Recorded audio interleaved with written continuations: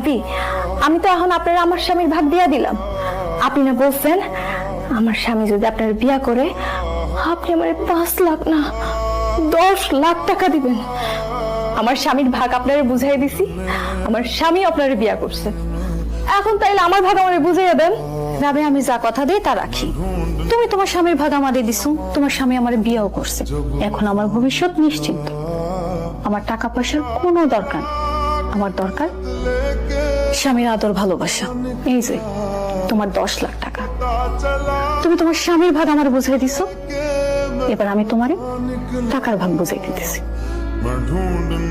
আমি টাকা দিয়ে তোমার স্বামীরে কিনে নিলাম, রাশেদ এখন থেকে আমার, আর কোনোদিনও তুমি ওর উপরে স্বামীর ভাগ বসাইতে আসবা না। কি টাসকি খেয়ে গেলা? তোমারে কতবার ডাকছি বলো তো, সকাল সকাল ঘুম থেকে উঠো নাই কেন? আমি চাইছিলাম তোমারে নিয়ে মার্কেটে যাইতে, কিন্তু তুমি তো উঠলা না। শেষমেশ আমি একা যাইয়া অনেক শপিং করছি।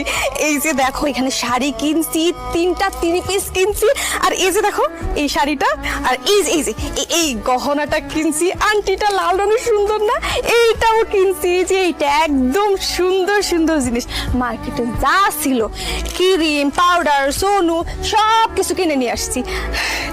এখন বলো তো আমার কেমন লাগতেছে? তোমার কেমন লাগতেছে এটা আমি কইতে যাবো কেন? আয়নার সামনে গিয়া নিজেরে নিজে দেখো। আরে ধুর, আয়না দেখবো কেন? তুমি না আমার জামাই, এখন বলো তোমার বউরে কেমন লাগতেছে? ও, আমার বউরে কেমন লাগতেছে এটা আমার কইতে হইব? ঠিক আছে, কইতাছি। আজকে তোমার অনেক সুন্দর লাগতেছে। এই দুনিয়ায় তোমার মতো সুন্দরী আরেকটা মাইয়া মানুষ আছে কিনা?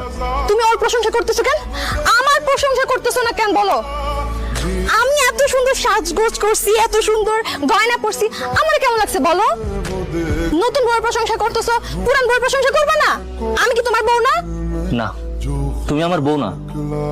10 লাখ টাকার বিনিময়ে তুমি আমার ফারজানের কাছে বিক্রি করে দিছো। এখন থেকে ফারজানাই আমার বউ।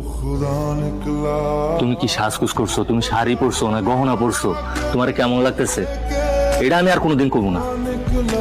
এখন থেকে ফারজানাই আমার সবকিছু। হাজবেন্ড ওয়াইফের ঘরে ঢুকতে গেলে তো অনুমতি নিয়ে ঢুকতে হয়, এই জিনিসটা তুমি জানো না? না মানে আমিও তো তোমার বউ, ওই জন্য অনুমতি না নিয়েই ঢুকে পড়ছি। তুমি আমার কি সেটা আমি তোমার কাছে জানতে চাইতেছি না।